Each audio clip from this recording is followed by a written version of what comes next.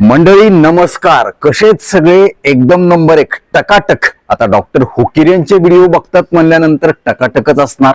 मंडळी दररोज फक्त 10 मिनिट पायऱ्या चढा आणि आयुष्यभर निरोगी राहा हे टायटल ऐकून तुम्हाला सुद्धा आश्चर्य वाटलं असेल, कारण तुम्ही म्हणाल की पायऱ्या चढण्या उतरण्यामध्ये त्यात काय एवढं विशेष आहे, आम्ही दररोज चढतो उतरतो। पण मात्र आजच्या व्हिडिओमध्ये मी तुम्हाला दररोज फक्त 10 मिनिट पायऱ्या चढण्याचे अत्यंत महत्त्वाचे शास्त्रोक्त फायदे सांगणार आहे, जे फायदे ऐकून मी सांगितल्याप्रमाणे, मी सांगितलेल्या पद्धतीने, मी सांगितलेल्या वेळेला, मी सांगितलेल्या प्रमाणात तुम्ही पायऱ्या चढायला सुरुवात करणार आणि त्याचे शास्त्रोक्त फायदे तुम्हाला होणार याची 100% खात्री अगदी सुरुवातीलाच देतो। हा पायऱ्या चढण्याच्या व्यायामाला कुठेही तुम्हाला जिमला जायची गरज नाही, कुठलेही साहित्य किंवा इन्स्ट्रुमेंट खरेदी करायची गरज नाही। एक नया पैसा खर्च न करता तुम्हाला तुमचं शरीर तंदुरुस्त ठेवण्यासाठी नैसर्गिकरित्या शास्त्रोक्त पद्धतीने मदत होणार आहे। विनंती असेल की हा व्हिडिओ पुढे न पळवता शेवटपर्यंत नीट लक्ष देऊन ऐका, प्रत्येक मुद्दा आणि त्याच्या मागचं शास्त्र समजून घ्या। अजून एक विनंती असेल, जर चॅनलवरती नवीन असाल किंवा आजपर्यंत आपलं चॅनल तुम्ही सबस्क्राईबच केलं नसेल तर आता लगेच बाजूचं बेल आयकॉनचं बटन दाबून चॅनल सबस्क्राईब करा, जेणेकरून आरोग्य विषयक अत्यंत महत्त्वपूर्ण, अभ्यासपूर्ण आणि शास्त्रीय व्हिडिओज तुम्हाला सहज पाहता येतील, तेही अगदी मोफत, कारण सबस्क्राईब करायला पैसे लागत नाही। चला तर मी तुमचा जास्त वेळ घेणार नाही।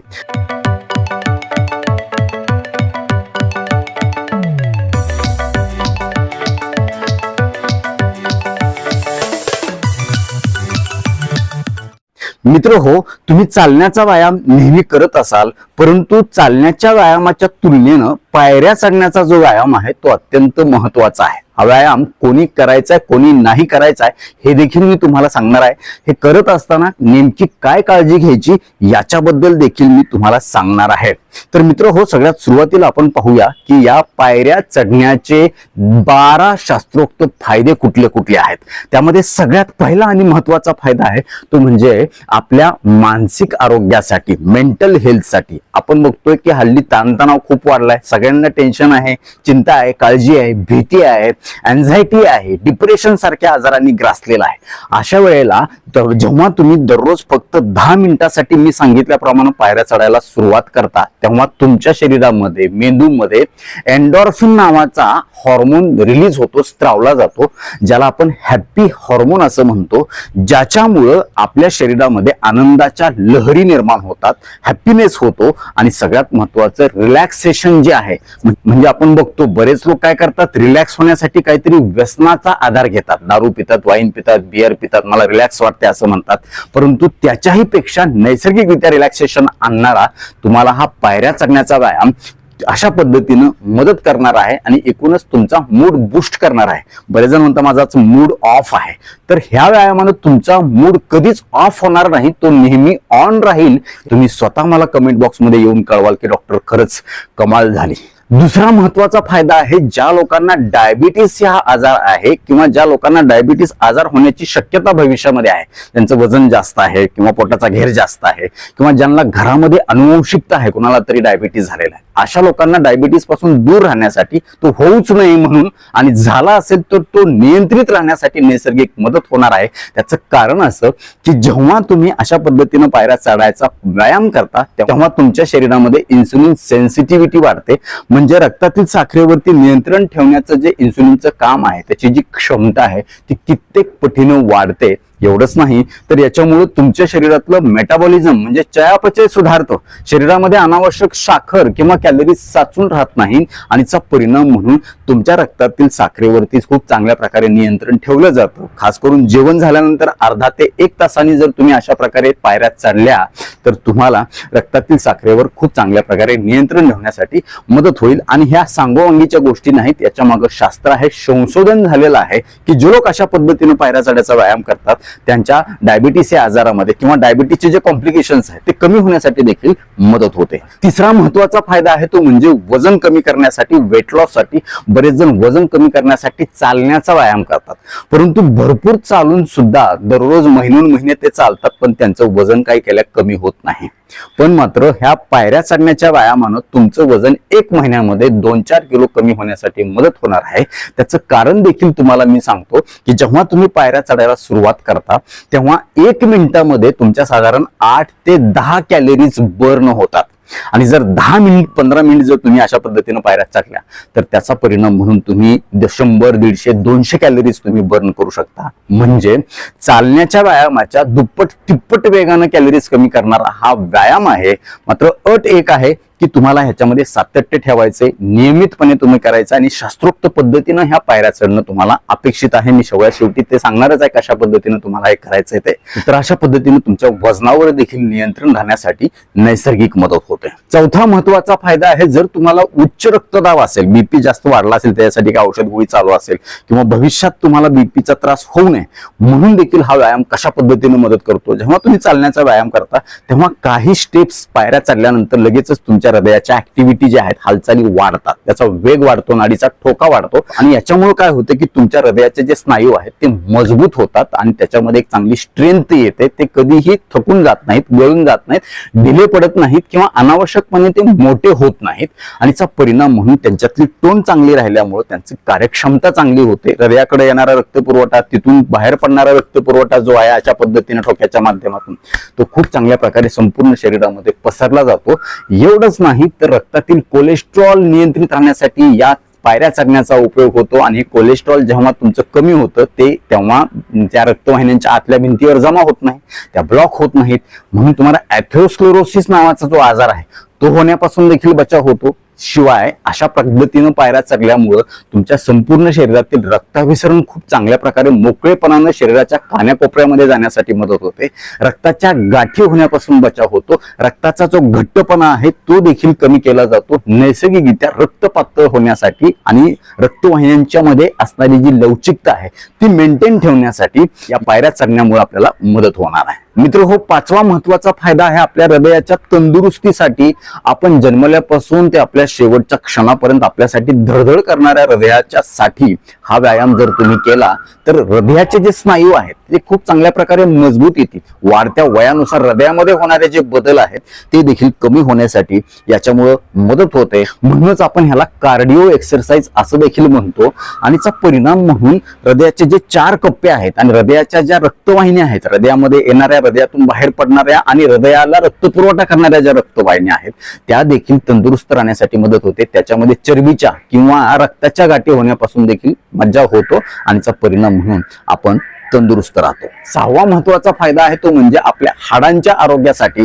अशा पद्धतीने जेव्हा तुम्ही पायऱ्या चढता तेव्हा तुमच्या हाडांच्या मध्ये असणाऱ्या ज्या पेशी आहेत त्या नव्यानं तयार होण्यासाठी खूप चांगली चालना मिळते, प्रेरणा मिळते, स्टिम्युलेशन मिळतं आणि त्याचा परिणाम म्हणून हाडामध्ये एक वेगळी स्ट्रेंथ येते, मजबूती येते. वाढत्या वयानुसार तुमच्या हाडामध्ये काहीतरी फ्रॅक्चर होणं, ऑस्टिओपोरोसिस होणं, हाडं ठिसूळ होणं, खास करून महिलांच्या मध्ये मासिक पाळी बंद झाल्याच्या नंतर हाडं ठिसूळ होण्याची शक्यता जास्त असते. मात्र अशा पद्धतीने जर तुम्ही पायऱ्या चढल्या तर तुमच्या हाडांमध्ये एक वेगळी नैसर्गिक ताकद येईल, मजबूती येईल. ती ठिसूळ होणार नाहीत किंवा ती फ्रॅक्चर होण्यापासून किंवा काय होतं की वय वाढल्याच्या नंतर आपली हाडं कमकुवत होतात, कमजोर होतात. जरा जरी पडलं तर लगेचच फ्रॅक्चर होतं. परंतु अशा पद्धतीने जर तुम्ही पायऱ्या चढल्या तर तुमच्या हाडांमध्ये एक चांगली नैसर्गिक तंदुरुस्ती, मजबूती येईल. 6वा महत्वाचा फायदा आहे, जर तुमचं पोट खूप सुटलं असेल, देहरी वाढली असेल, पोटाचा घेर वाढलेला असेल, तुम्ही पुरुष असा किंवा स्त्री असा, काही केल्या तुमच्या ह्या पोटाची जी चिवट चरबी आहे ती पातळच होत नसेल, विरघळून जात नसेल तर अशा वेळी तुम्हाला चालण्याचा व्यायाम 100% मदत करणार आहे. त्याचं कारण असं की जेव्हा आपण पायऱ्या चढणार आहेत, मी तुम्हाला दाखवणार आहे कशा पद्धतीने तुम्ही चढलं म्हणजे हे सगळे फायदे आपल्याला करून घेता येणार आहेत.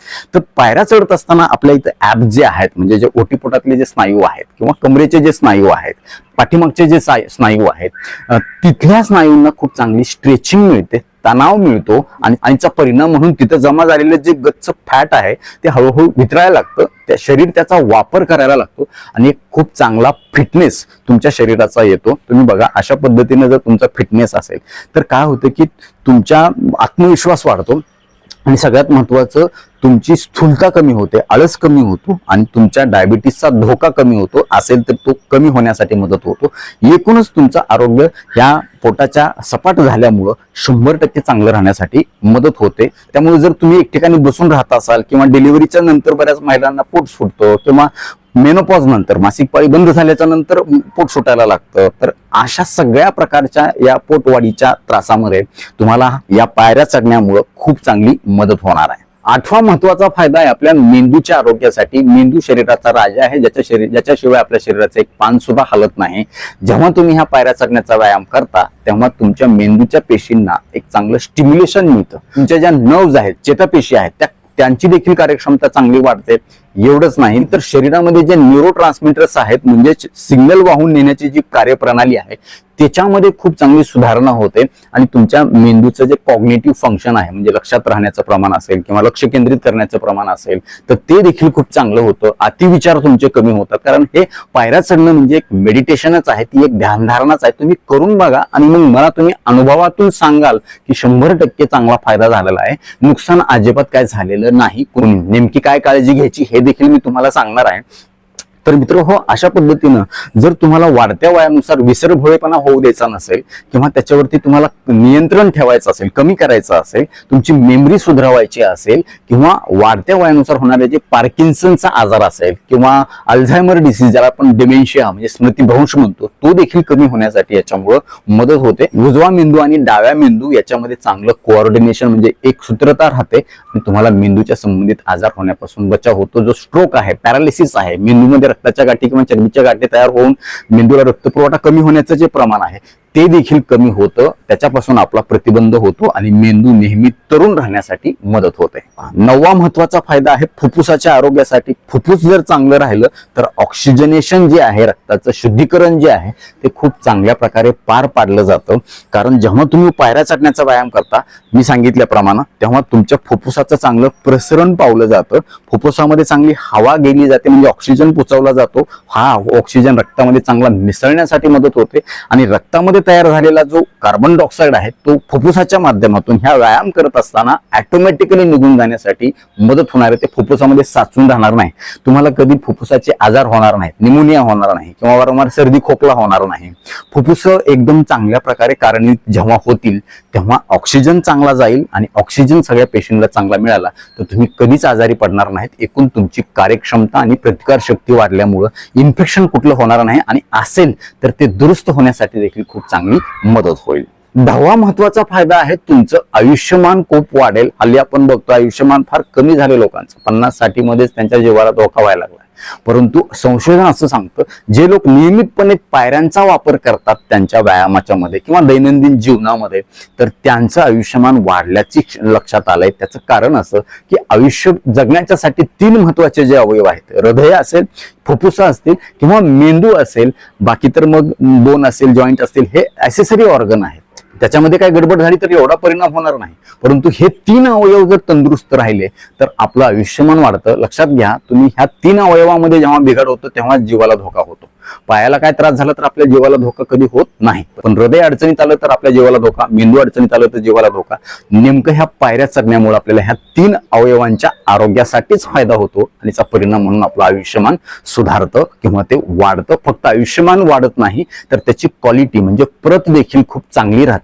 निरोगी निरामय आयुष्य जगण्यासाठी तुम्हाला नैसर्गिक मदत होते. 11वा महत्वाचा फायदा आहे तो म्हणजे तुम्हाला रात्री शांत झोप लागण्यासाठी याच्यामुळे मदत होते. हल्ली आपण बऱ्याच लोकांमध्ये बघतोय की त्यांना झोपच लागत नाही. खूप वेळ अंथरुणात ते उशिरापर्यंत तसेच पडून असतात, उघडे या अंगावरून त्या अंगावर करत बसतात किंवा एकदा झोप लागल्यानंतर परत त्यांना जाग येते आणि मग काही ते परत झोपत नाही. त्याला आपण टकली पडणं असं म्हणतो. तर जेव्हा तुम्ही अशा पद्धतीनं झोपण्याच्या आधी व्यायाम करता पायऱ्या चढण्याचा, तेव्हा तुमच्या शरीरामध्ये एक आनंदाचं वातावरण निर्माण होतं. रिलॅक्सेशन जे आहे, दिवसभराच्या कामाचा आलेला जो ताण आहे तो खूप चांगला कमी होतो आणि मेंदू लवकर झोपण्याच्या अवस्थेमध्ये जातो आणि त्याचा परिणाम म्हणून आपल्याला झोप चांगली राहते. आणि चांगली झोप हे चांगलं औषध आहे, ज्याच्यामुळे आपल्याला असणारे आजार दूर होतात आणि भविष्यात आपल्याला आजार होण्याची शक्यता फार कमी होते. आणि 12वा महत्वाचा फायदा आहे तो म्हणजे तुमचे जे स्नायू आहेत, खास करून कमरेच्या खालचे. बघा, लक्षात घ्या, म्हातारपणाची सुरुवात ही पायापासून होत असते. पाय आधी थकतात. पाय तुमचे म्हणजे एकदा माणूस असा वाकडं तिकडे चालायला लागला की समजायचे की तो म्हातारा आहे. लक्षात घ्या, अशा पद्धतीनं पायऱ्या चढल्यामुळं तुमच्या कमरेच्या खालच्या ज्या मसल्स आहेत, स्नायू आहेत, मग ग्लुटियस मसल्स असेल, हॅमस्ट्रिंग असेल किंवा काप्स म्हणजेच तुमच्या ज्या पिंढऱ्या आहेत तिथल्या मसल्स असतील किंवा गुडघ्याच्या आजूबाजूचे जे स्नायू आहेत ते तिथं मजबूत, त्यांच्यामध्ये मजबूत येण्यासाठी क्वाड्रिसेप असेल किंवा ऍब्स असतील, याच्यामध्ये खूप चांगली तंदुरुस्ती येते, त्यांची स्ट्रेचिंग चांगली होते आणि त्यांचं स्ट्रेचिंग जेव्हा चांगली होते तेव्हा त्यांच्यातली लवचिकता वाढते, ते कधीही आखडून जात नाहीत, ते त्यांच्यामध्ये कधीही वेदना होत नाहीत किंवा त्याच्यामध्ये कधीही सूज येण्यापासून तुम्हाला बचाव होतो. एवढंच नाही तर जेव्हा तुमच्या पायाच्या स्नायूमध्ये चांगली ताकद असते तेव्हा तुम्ही चांगलं कॉन्फिडेंटली चालू शकता. सोबतच तुमच्या शरीराचा जो बॅलन्स आहे तो चांगला राखला जातो आणि चा परिणाम म्हणून तुमच्या चालताना कधी तोल जात नाही किंवा अजून काय पायामध्ये कमजोरी अशक्तपणा कधीच येणार नाही. तंदुरुस्ती येईल. पाय म्हणजे शरीराचा पाया आहे, ज्याच्यावरती संपूर्ण शरीराचा डोलारा दिमाखात उभा आहे. त्यामुळे तुमच्या चालण्यामध्ये एक चांगली लकब येईल, आत्मविश्वास येईल जेव्हा तुम्ही अशा प्रकारे पायऱ्या चढायला लागाल. तर हे सगळे झाले 12 महत्वाचे फायदे दररोज किमान फक्त 10 मिनिट पायऱ्या चढण्याचे. आता बघूया पायऱ्या कशा पद्धतीने चालल्या पाहिजेत, किती वेळ चालल्या पाहिजेत, काय काळजी घेतली पाहिजे, कोणी नाही चढल्या पाहिजेत. मित्र हो, या पायऱ्या नेमक्या कशा चढायच्या, तर अशा पद्धतीने तुम्ही बघू शकता. मी पायऱ्यावरती उभा आहे. काय करायचं तुम्हाला, सगळ्यात पहिल्यांदा तुम्हाला हळूहळू सुरुवात करायची, एकाच दिवशी जास्त पायऱ्या चढायच्या नाहीत. काय करायचं तुम्हाला, हे बघा ही पहिली पायरी आहे, याच्यावरती मी पाय देणार आहे अशा पद्धतीने 1 2 3 4. तुम्हाला जर असं हात न धरता चालता येत नसेल, पायऱ्या चढता येत नसेल, तर तुम्ही अशा पद्धतीनं काय करायचंय, तर रेलिंगला तुम्हाला धरायचं आहे. मात्र हे करत असताना तुम्हाला पूर्णपणे पुढे झुकायचं नाही. तुमच्या कमरेचा वरचा भाग जो आहे, शरीराचं जे धड आहे, ते खूप चांगल्या प्रकारे सरळ स्थितीमध्ये राहील अशा पद्धतीनं काळजी घ्यायची. बघा लक्षात घ्या मी कसं उभा राहतोय, हे बघा अशा पद्धतीनं. सगळ्यात पहिल्यांदा मी उजवा पाय वर ठेवणार. बघा 1 2 पुन्हा 3 4. आता मी काय करणार, डावा पाय वर ठेवणार. 1 2 3 4. परत मी उजवा पाय 1 2 3 4. हे अशा पद्धतीनं. ह्यानं काय होईल की तुमच्या दोन्ही पायामध्ये चांगली स्ट्रेंथ येईल, त्यांच्यामध्ये चांगली मजबूती येईल आणि बॅलन्सिंग खूप चांगलं, सिमेट्री खूप चांगली राखली जाईल. आता पहिल्या दिवशी तुम्ही एक पायरी अशा पद्धतीने चढायची, त्याच्यानंतर तुम्हाला 2 पायऱ्या चढायच्यात. 1 2 3 4 5 आणि 6. बघा 1 2 3 4 5 6. हे अशा पद्धतीनं. तुम्हाला थोडासा खाली बघायचं असेल, पायरी चुकू नये म्हणून, तर ते देखील तुम्ही करू शकता. मात्र तुम्ही कमरेतून जास्त पुढे किंवा खाली झुकायचं नाही. त्याच्यानंतर पुढच्या 3 दिवसांनी काय करायचं तुम्हाला, अजून चौथी पायरी वाढवायची. बघा 1 2 3 4 5 6 7 आणि 8. या अशा पद्धतीचा व्यायाम तुम्ही केला पाहिजे. यासोबतच अजून एक महत्वाची गोष्ट या पायऱ्या चढण्याच्या व्यायामाबरोबर तुम्हाला करायची आहे, ती म्हणजे काय की अशा पद्धतीने तुम्हाला पायऱ्याच्या कडांवरती तुमची पायाची बोटं ठेवायची आहेत. हे अशा पद्धतीनं मी तुम्हाला अजून दिसेल असं सांगतो. हे अशा पद्धतीनं. आणि तुमच्या ज्या टाचा आहेत त्या तुम्हाला काय करायच्यात, वर खाली करायच्यात. मी थोडंसं चप्पल काढून तुम्हाला सांगतो. हे अशा पद्धतीनं हे तुमचे पाय जे आहेत टाचा वर करायच्यात. हे अशा पद्धतीनं 10 वेळा 15 वेळा 20 वेळा तुम्ही करा. हे खूप चांगलं एक्सरसाइज मानलं जातं. पायऱ्या चढण्याच्या व्यायामाच्या शेवटी तुम्हाला हे करायचंय. 5 मिनिट 10 मिनिट करा किंवा मोजून तुम्ही 15 वेळा 20 वेळा करा. मोजून काय करायचं, कारण त्याच्यामध्ये एक शिस्त राहते, कोऑर्डिनेशन राहते. आपण किती वेळ केलं आणि किती वेळ अजून परत दुसऱ्या दिवशी पुढच्या आठवड्यात वाढवायचं आपल्याला हे लक्षात येईल. तर हे सोबत दोन्ही टाचा तुम्हाला वर उचलायच्यात आणि त्याच्यानंतर पुढची जी स्टेप आहे ती काय करायची तुम्हाला, एक पाय वर एक पाय खाली अशा पद्धतीने. खूप छान मजा येईल तुम्हाला. 2 3 4 5 6 7 8 9. पंजा जे आहे ते आपल्याला काय करायचं आहे, पुढचा पायाची बोटं त्या पायरीच्या शेवटच्या टोकाला म्हणजे ठेवायचे आहेत, अलीकडच्या टोकाला अशा पद्धतीनं. आणि टाचा खाली जातील पायरीच्या खालच्या, तिथं तुम्हाला लक्ष केंद्रित करायचं. हे अशा पद्धतीनं खूप चांगले एक्सरसाइज ह्याच्यामुळे होणार आहे. तुमच्या काप म्हणजेच पिंट्याच्या स्नायू असतील, पायदुखी असेल किंवा गोळे येणं असेल, व्हेरिकोज व्हेन असेल किंवा सायटिक आजारामध्ये पायदुखी असेल, तर याच्यामुळे फक्त अट एकच आहे की तुम्हाला सरळ उभं राहायचंय आणि बॉडीचा बॅलन्स दोन्हीकडे समान राहील ह्याची आवर्जून काळजी घ्यायची. अशा पद्धतीने दोन्ही बाजूला तुम्हाला धरायचं, म्हणजे पडायची अजिबात भीती नाही. हे अशा पद्धतीने म्हणजे 3 प्रकारे तुम्ही करू शकता. पायऱ्या अशा पद्धतीने चढा, अशा पद्धतीने उतरा, हे अशा पद्धतीने 1 2 3 4 5 6 हे अशा पद्धतीने. किंवा सरळ 40-50 पायऱ्यावर चढत चला आणि परत त्या उतरत या. ह्याच्यामुळे देखील फायदा होईल. आणि सगळ्यात शेवटी ह्या टाचा उंच करायचा जो व्यायाम आहे तो आवर्जून करा.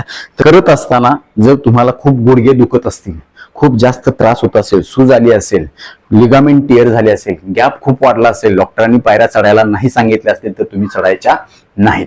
फार क्षुल्लक कारणानं तुम्हाला दुखत असेल, क्षुल्लक किरकोळ गुडघेदुखी असेल तर त्यावेळेस तुम्ही नी कॅप घाला गुडघ्यामध्ये दोन्ही, आणि अशा पद्धतीने तुम्ही पायऱ्या चढण्याची प्रॅक्टिस करायला सुरुवात करा.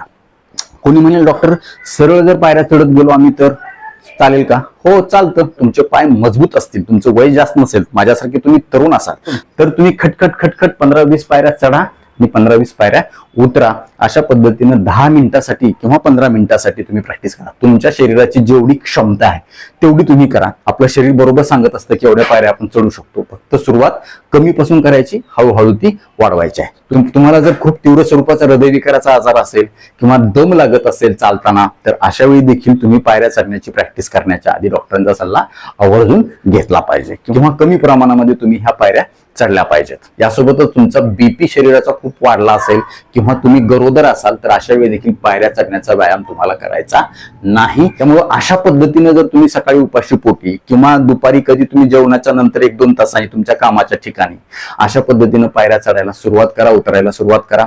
किंवा तुम्हाला मध्ये कुठं ब्रेक मिळाला पायऱ्या चढा. जर तुम्हाला कुठल्या सोसायटीमध्ये, अपार्टमेंटमध्ये कोणाच्या घरी जायचं असेल आणि तिथं लिफ्टची व्यवस्था असेल तर लिफ्ट अजिबात वापरू नका. तुम्ही पायऱ्या चढा, उतरा.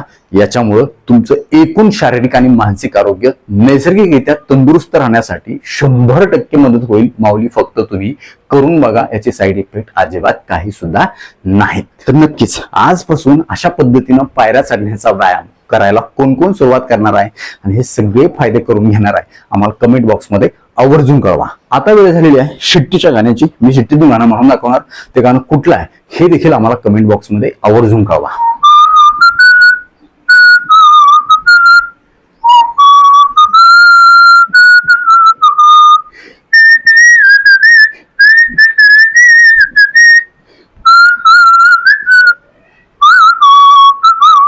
तर नक्कीच मित्रांनो, हा व्हिडिओ तुम्हाला उपयुक्त वाटलाच असेल याची मला 100% खात्री आहे. व्हिडिओतली एक जरी गोष्ट तुमच्यासाठी महत्वाची कामाची वाटली असेल तर कृपया लाईकचं बटन न दाबता पुढे जाऊ नका. कारण जेव्हा तुम्ही आवर्जून लाईक करता तेव्हा आम्ही आवर्जून वेळ काढून व्हिडिओ बनवल्याचं आम्हाला समाधान मिळतं, सार्थक झाल्याचं वाटतं. यासोबतच हा व्हिडिओ आपल्या जास्तीत जास्त मित्र नातेवाईकांना शेअर करा, जेणेकरून त्यांना देखील हे सगळे फायदे करून घेता येतील. ते तुम्हाला थँक्यू म्हणतील, मला देखील दुवा देतील, छान छान आशीर्वाद देतील. यासोबतच आरोग्याच्या बाबतीमध्ये तुमच्या मनामध्ये काही प्रश्न, शंका असतील आणि माझ्याकडून तुम्हाला वैयक्तिक सल्ला, मार्गदर्शन, उपचार हवे असतील तर खाली दिलेल्या व्हॉट्सअप नंबरवरती आम्हाला हाय किंवा नमस्कार असा मेसेज पाठवा. यासोबतच आमच्या या आरोग्यविषयक कामाला तुम्हाला खरंच मनापासून सपोर्ट करण्याची इच्छा असेल तर आजच आपलं चॅनल जॉईन करा. परत एकदा जाता जाता आठवण करून देतो, विनंती करतो, जर चॅनल सबस्क्राईब केलं नसेल तर आता लगेच सबस्क्राईब करा. आपल्या मित्र नातेवाईकांना देखील आवर्जून सबस्क्राईब करायला सांगा. कारण तुम्ही केलेलं सबस्क्रिप्शन, तुम्ही केलेले लाईक्स आणि तुम्ही केलेल्या छान छान कमेंट्स हेच आमच्यासाठी टॉनिक असतं. ज्या टॉनिकच्या बळावर, जोरावर या पुढच्या काळामध्ये आम्ही अजून चांगले आरोग्यविषयक शास्त्रीय माहिती देणारे व्हिडिओ बनवू, त्यासाठी आम्हाला प्रेरणा मिळेल. तुर्तास आजच्या व्हिडिओमध्ये इथंच थांबूया. लवकरच भेटूया नवीन व्हिडिओमध्ये नवीन विषयासह. तोपर्यंत आनंदी राहा, निरोगी राहा. धन्यवाद. रामकृष्ण हरी माऊली.